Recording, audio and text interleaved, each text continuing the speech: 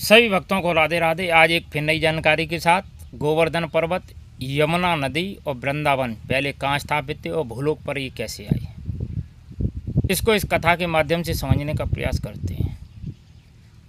जब ये भूलोक पर कंस का आतंक बढ़ गया तो सभी देवता भगवान विष्णु की शरण में पहुँचे। उन्होंने कहा कि हे देव, हमारी कंस नामक असुर से रक्षा कीजिए। तो भगवान विष्णु बोले कि हे देवताओं, इस समस्या का समाधान मेरे पास नहीं है, इसके लिए आपको गोलोक धाम में चलना पड़ेगा मेरे साथ। तो सभी देवता गोलोक धाम के लिए प्रस्थान कर गए। सभी देवताओं ने देखा कि गोलोक धाम के दरवाजे पर एक गोपी खड़ी है।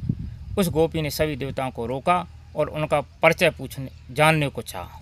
तो सभी देवताओं ने कहा कि मैं देवराज इंद्र हूँ और मेरे साथ ये सभी देवगण हैं। भगवान विष्णु बोले मैं भगवान विष्णु हैं। तब वह गोपी बोली, ऐसे तो अनेक भगवान विष्णु हैं और अनेक देवराज इंद्र हैं, कौन से कल्प के कौन से ब्रह्मांड के संपूर्ण वृत्तांत बताइए, तब आपको हम पूर्ण ब्रह्म परमेश्वर के दर्शन कराएंगे।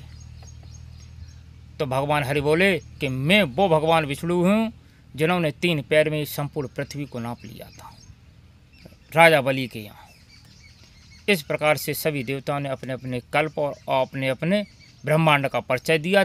तब वह गोपी सभी देवताओं को भगवान श्री कृष्ण के समक्ष लेकर गई।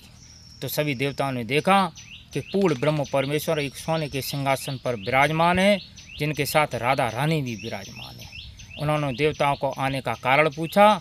तो सभी देवताओं ने कहा कि हमें कंस नामक असुर से रक्षा चाहिए प्रभु। तो भगवान श्री कृष्ण ने कहा कि मैं द्वापर युग में अवतार लूँगा, तब इस कंस नामक असुर का वध अवश्य करूँगा। आप निश्चिंत होकर अपने अपने निवास स्थानों को जाइए। तो सभी देवता अपने अपने निवास स्थानों को चले गए। जब ये वृत्तांत राधा रानी ने सुना तब वह व्याकुल होकर बोले कि प्रभु, मैं आपके बगैर एक क्षण भी जीवित नहीं रह सकती हूँ, आप भूलोक पर अवतार लेंगे।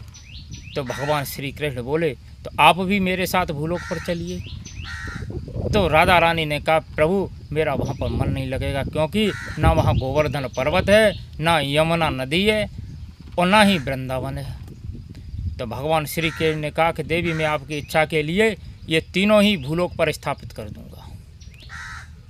तो ये यमुना नदी, गोवर्धन पर्वत और वृंदावन पहले गोलोक धाम में स्थापित थे। ये राधा रानी की इच्छा के अनुसार ही भगवान पूर्ण ब्रह्म श्री कृष्ण ने भूलोक पर स्थापित किए थे। यदि जानकारी अच्छी लगी हो तो चैनल को लाइक और सब्सक्राइब करें। जय श्री राधे।